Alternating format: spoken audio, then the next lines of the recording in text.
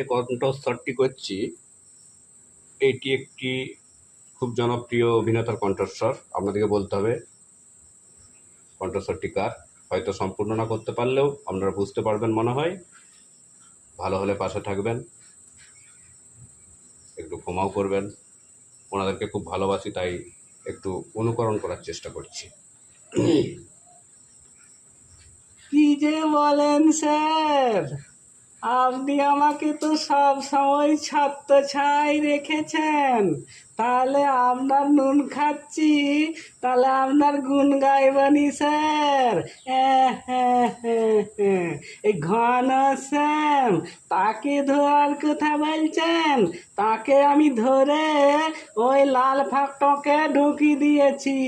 হ্যাঁ, আপনার কিছু ভয় নেই স্যার, আমি তো আপনার পাশে আছি। বলুন। তুমি চুপ করো। এখন ব্যাপার হচ্ছে, ঘনশ্যাম বেটা খুব শয়তান।